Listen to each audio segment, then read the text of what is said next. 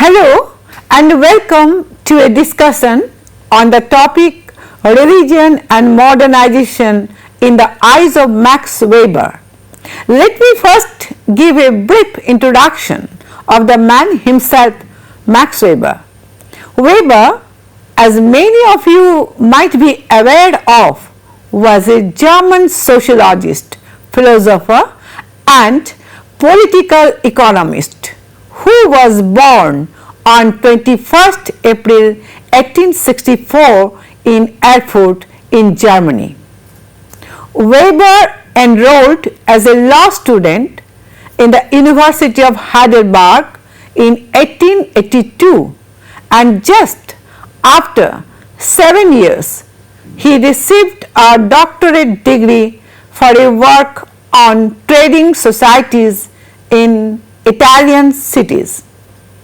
Weber did a postdoctoral work on the importance of Roman agrarian history for government and private law, and 3 years later he got a corresponding chair in Heidelberg. However, he quit from his professorship in late 1903.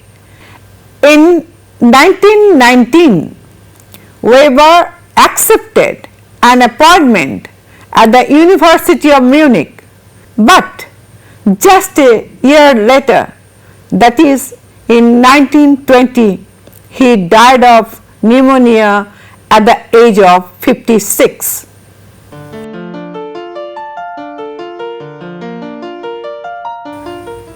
In 1891-92, Weber carried out an empirical study of the condition of farm workers who were working on different estates in East Prussia.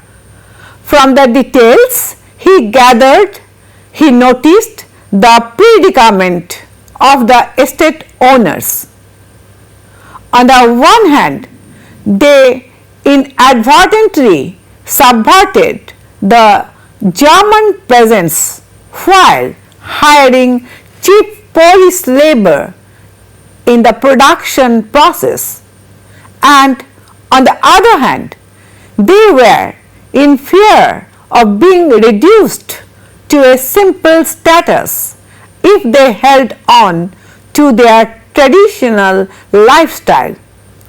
Weber believed that it was this dilemma that stimulated a change to a capitalist-styled economy.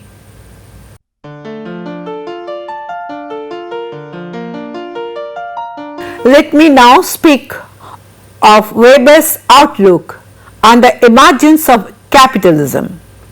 In 1896, Weber, in his lecture on the social causes of the decay of ancient civilization, did not consider the development of capitalist economy as being self-evident. While many scholars attributed the fall of Rome to calamitous mass migrations, Weber, on the other hand, considered it to be the result of a constant and gradual social change within the Roman Empire itself. It was also seen that in the early days, the ancient civic communities were largely based on slave labor. They relished a command on the coast and hence engaged themselves in industry and trade. But with the reduced supply of slave, their focus moved inland, thereby giving rise to a self-sufficient estate economy. So, what do you think happened next? Well, the ancient capitalist economy gradually collapsed, and it led to a reversal of development with the culture once again becoming rural. However, Weber had a fear, the fear that the bureaucratization of society would triumph over capitalism much in the same manner.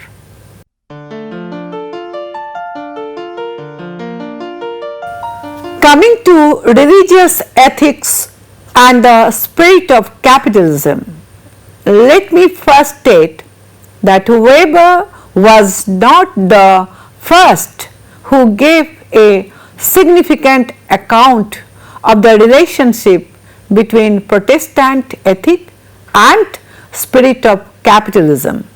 Weber, in his essay, The Protestant Ethic and the Spirit of Capitalism, contended that for the development of capitalist economy, it is traditionalism rather than political conditions that would act as a strong support to bring down its powerful contender. He debated that the standards of Puritanism that required a methodical pattern of working and abstinence from consumption invoked the rise of capitalism in all unawares.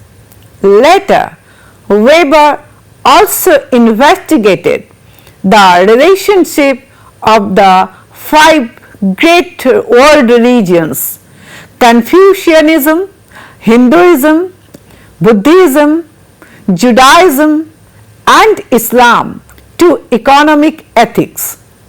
He gave more importance to the diverse aspects of culture with a view to their religious and ethical ideas.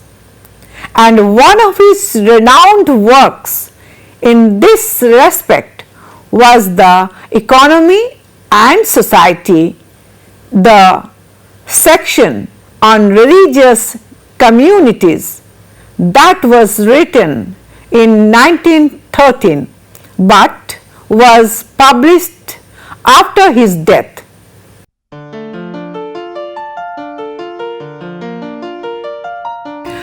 I remember having said that Weber not only studied the relationship of Protestantism to that of capitalism, but also five other major world religions to that of economic ethics. In this context, Weber made a remarkable discovery. He proposed that when a man starts thinking ahead, his religious feelings and experiences are treated intellectually, and slowly the world gets disenchanted as rationalization begins to overrule. Intellectualism suppresses belief in magic. The world's processes become disenchanted, lose their magical or their charismatic significance, and henceforth simply are and happen, but no longer signify anything. This process also encompassed other civilizational aspects such as economy, state, law, science, and art. This particular notion of disenchantment, which I just mentioned, first appeared in an essay written by Weber in 1913, where his ideas on religion were discussed. Well, hence was the origin of disenchantment in his work. But you might be wondering, what is this concept about? Well, To cut the long story short, disenchantment to Weber refers to a reciprocal or complementary relationship between religion and modernization. No way does it signify a godless world, but it signifies a world where religion is transformed into a more theoretical and practical sphere of its own.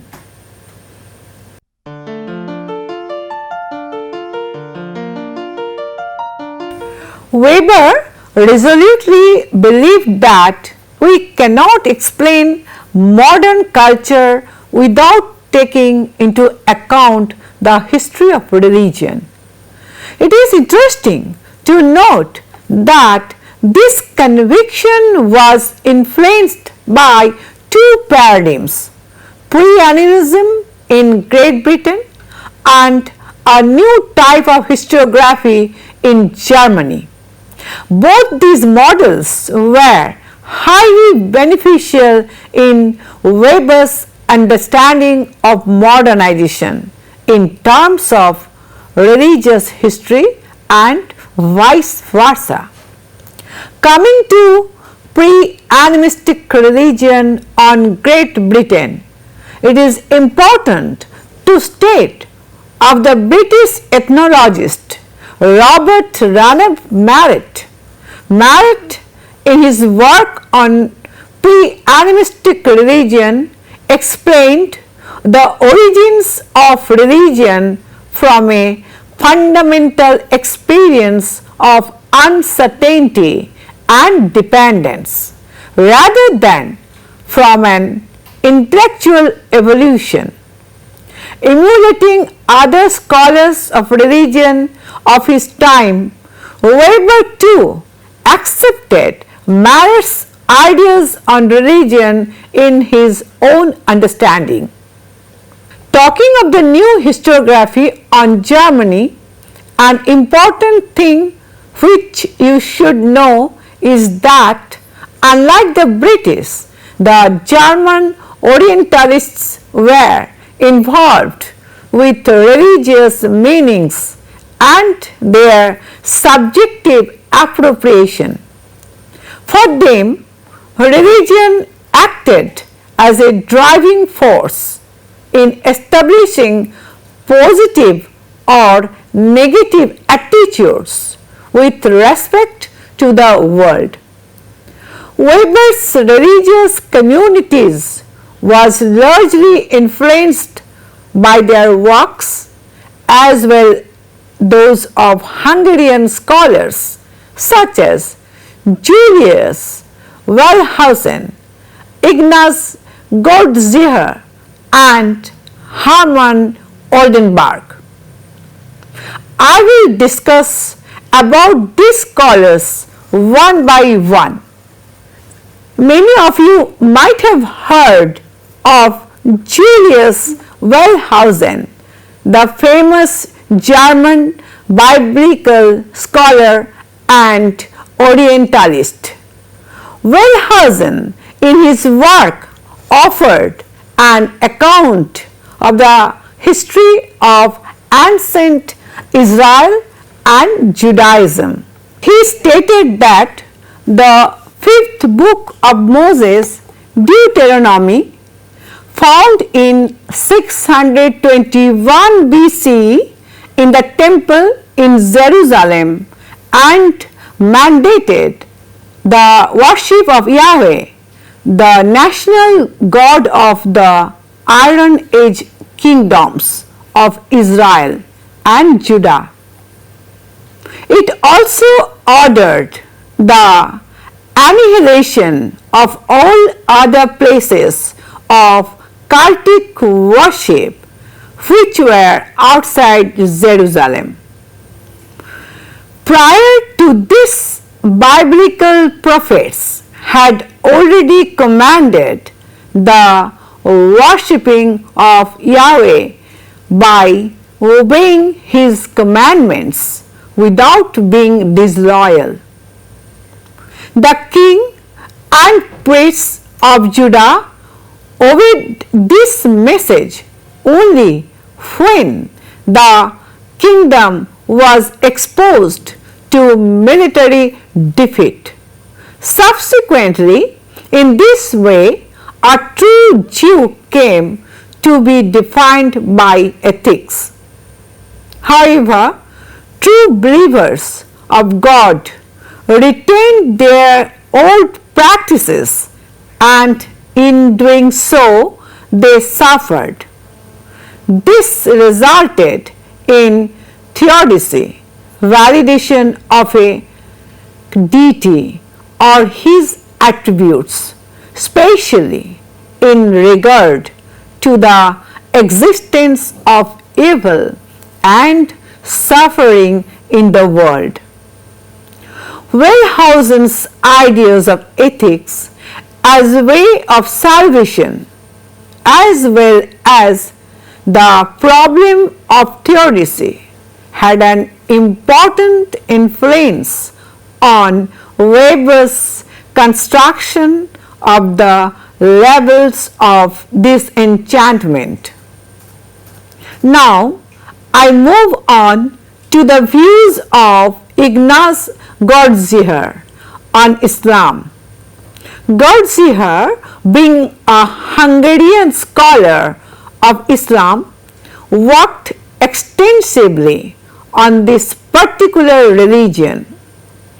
He believed that Islam, in its emergence, was surrounded by certain Christian ideas such as asceticism and world denial. Later, these ideas were rejected when Islam intended to conquer the world and eventually became a religion of war and conquest. Such a biased emphasis engendered opposition from the Sufis, who opposed a purely legal and political Islam and established world denial as a greatly revered form of voluntary devotion. Let me now come to the ideas of Hermann Oldenburg and his work in India. Oldenburg was a German scholar of Indology who viewed the gods in early India as a personification of nature who could be called upon through sacrifice, prayer, and magic. The efficiency of these sacrifices and magic gave birth to the notion of Brahman, an ageless essence residing both in the universe and in the individual. Such notions of Brahman, along with that of transmigration of the soul, constituted the foundation on which Jainism and Buddhism emerged as religions of world denial.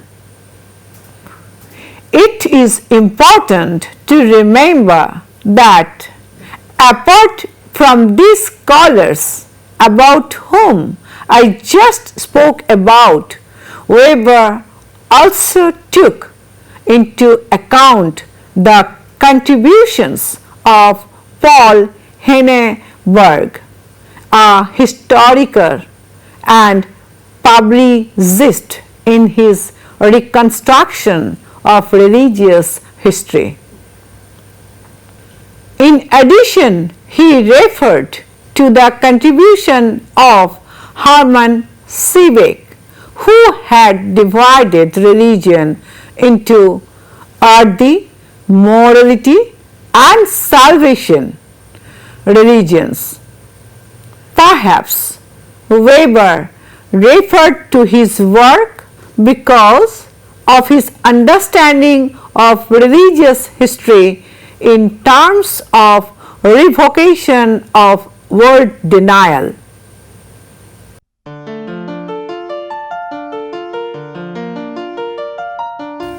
You see, German scholars always accentuated on the subjective form of history, that is, they concentrated on the cultural aspect rather than on the natural aspect or the natural laws. Such scholars believed that the diverse aspects of capitalism and the variety of practices of modern civilization needed an elucidation of actors and their beliefs. Hence, they had established a relationship between religious history and modernization. Let me speak of Ernst Troeltsch.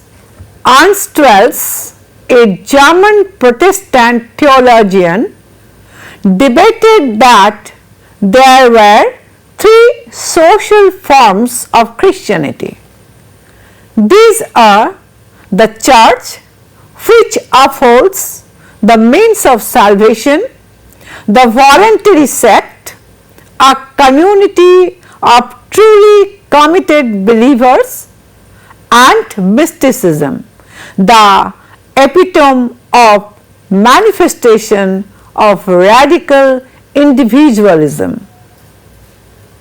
In this way, he gave an idea of the diverse practical attitudes of the world as rendered by Christianity and which later had a great impact on a modern culture. However, Ferdinand Tönnies, George Simmel, Everhard Gothein, Martin Buber, Hermann Kantorowicz, and also Max Weber had refused the ideas of Troeltsch. According to Weber, the three forms of Christianity were not absolutely distinct, rather they appeared in mixed form.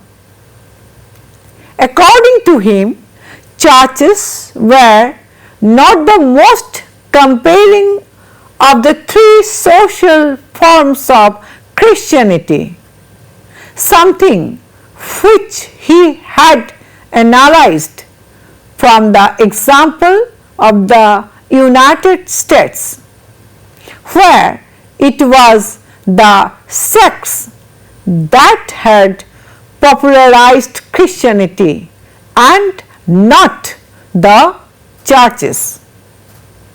Well, Weber also denied the idea of Ferdinand Tönnies, a German sociologist and philosopher, who had argued that distinguishable forms of Christianity depended on different economic classes.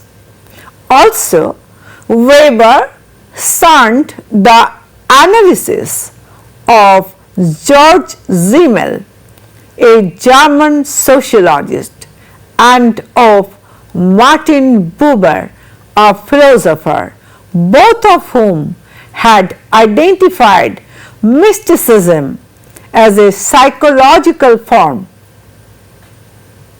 Weber deviated from these views and commented that rejecting religion would lead to encompassing those practices that are important to prove one's emotions and principles.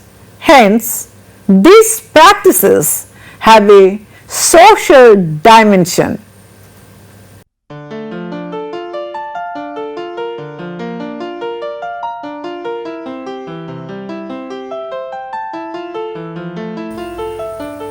You see, Weber differentiated the category of action to bring into his works new paradigms of religious history.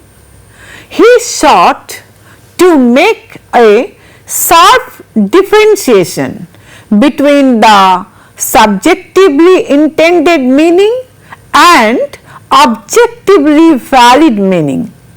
This, as you all will already know, is in contrast with Zemmel's ideas, who did not distinguish between those two, treating them as though belonging together. Weber postulated this distinction with regard to his theory of action.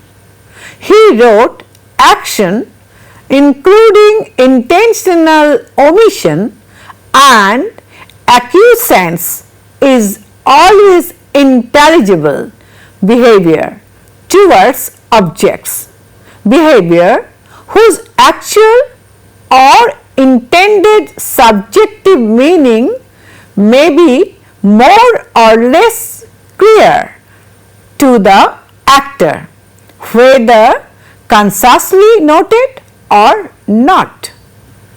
For Zemmel, religion had its origin in a confused dimension of human life. Thus, even though he believed the meaning of an action to be different from an actor's motives, he failed to follow it.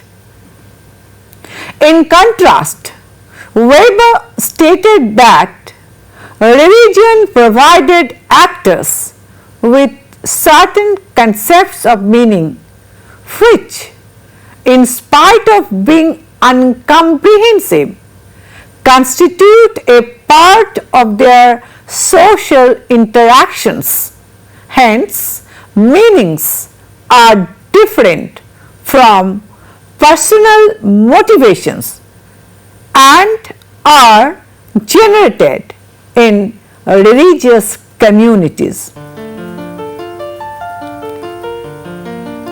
Let me now differentiate between subjectively rational instrumental action and action correctly oriented toward objectively valid goals for a clearer understanding. You see, for a researcher, an action may be highly instrumentally rational, yet it can be directed toward such assumptions of the actor that he or she finds invalid. In this regard, Weber believed that religiously or magically motivated behavior is comparatively rational, for it is only when we review from modern views of nature that we can differentiate objectively between the correct and fallacious ascriptions, thereby designating the latter types as irrational.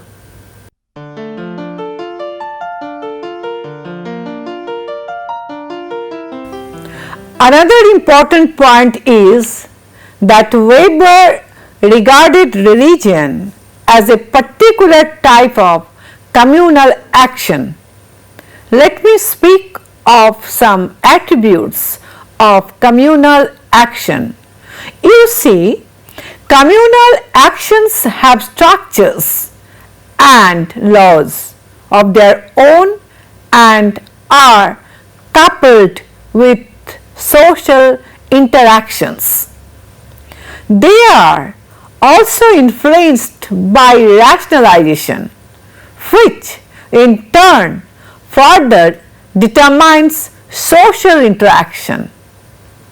It must be evident by now that for Weber, economy was also largely inclined by communal action and its autonomous structure. Such interrelationships provided the structure on which Weber's economy and society was based. Speaking of religion, Weber never tried to limit religion. Rather, he attempted to identify the social implications of religion on the constitution of social orders. Therefore, it is through the interaction of practical meaning between individuals and classes that the views and ethics of various religious communities trickle in the social orders of law, politics, and of course economics.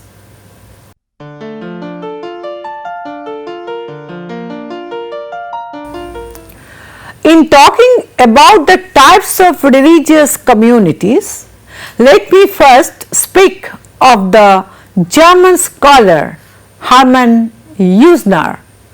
As a scholar in philology and comparative religion, Usner first introduced the concept of symbolic representation in 1896, which was later referred to by Weber.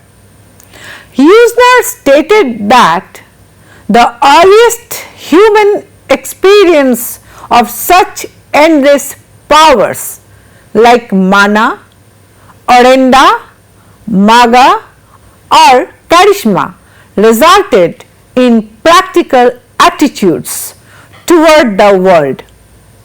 These powers were fashioned into definite spiritual beings by symbolic abstraction and responded to the human quest of living in a meaningful world.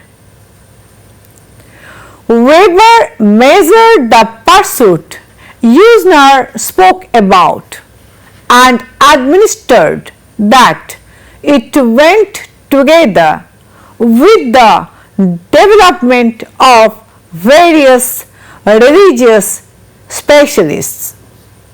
He classified the religious specialists on the basis of their mediating. They are the magician, the priest, the prophet and the intellectual. First, you should note that the magician's charisma was represented by ecstasy.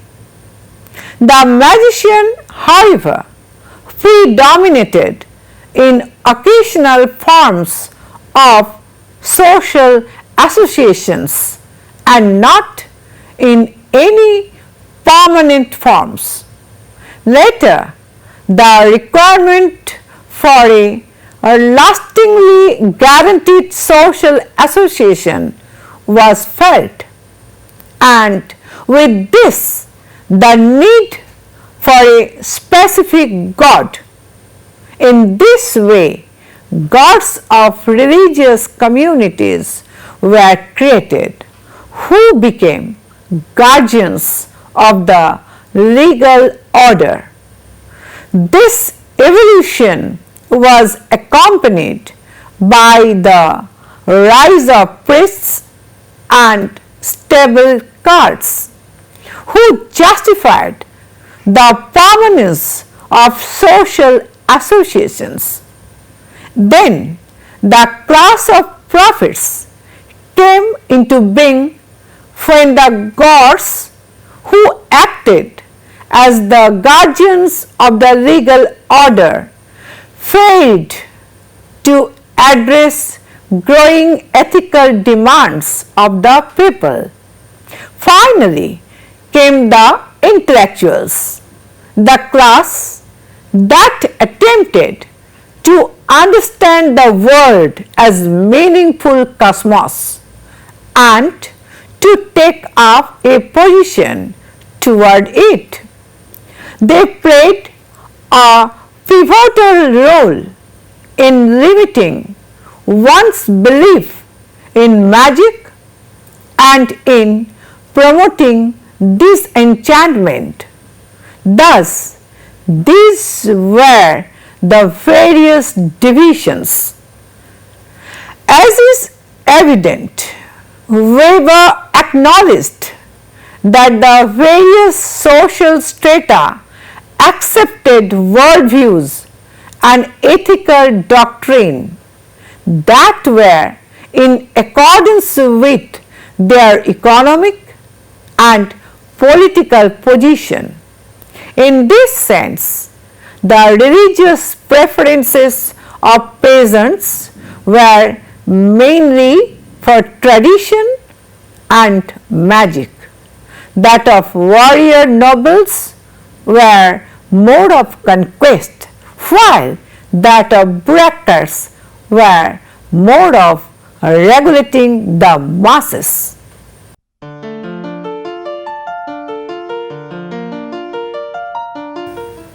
In his discussion on religious operating in the disenchanted world, Weber said that the more a religion of salvation projected itself as an ethic of commitment, the more its believers experienced tension, which then led to new types of religiosity.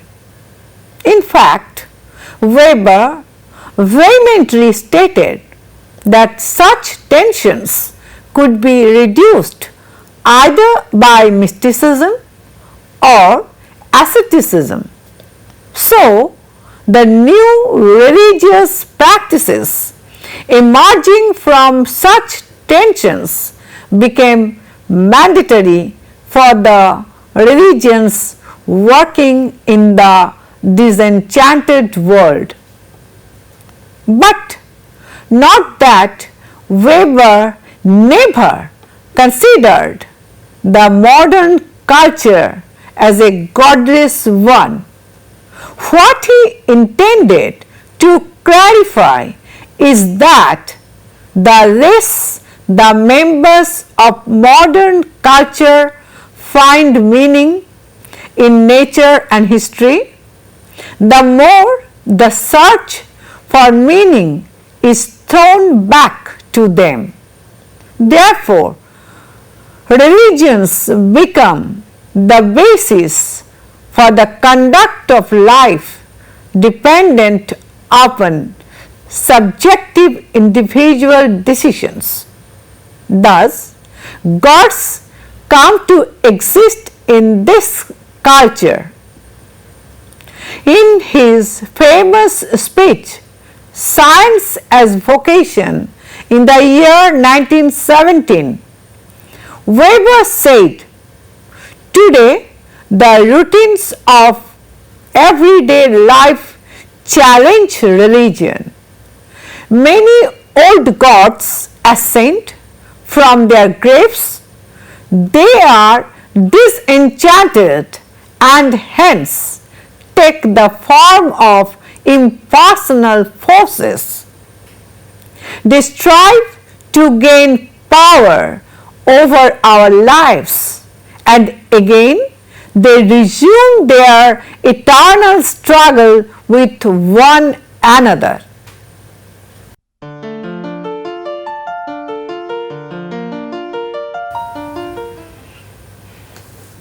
To summarize, let me say in conclusion that for many years Weber's sociology of religion was contemplated as a theory of secularization. With modernity, social institutions and the fundamental significance of religious beliefs and practices devaluated to the private sphere only. However, for Weber, the force of disenchantment gave rise to new types of religiosity, and in this guise, institutional religion surfaced the path for individual religiosity. Therefore, Weber's perception of disenchantment is of paramount significance, especially in analyzing the current rise and the diffused apocalypticism. That is to say, the religious belief that the world will come to an end, as well as Esotericism, which signifies the belief in esoteric opinions. With this, I come to an end of the discussion on religion and modernization in the eyes of Max Weber. Thank you for attending the lecture. We will meet in some other discussion on some other topic.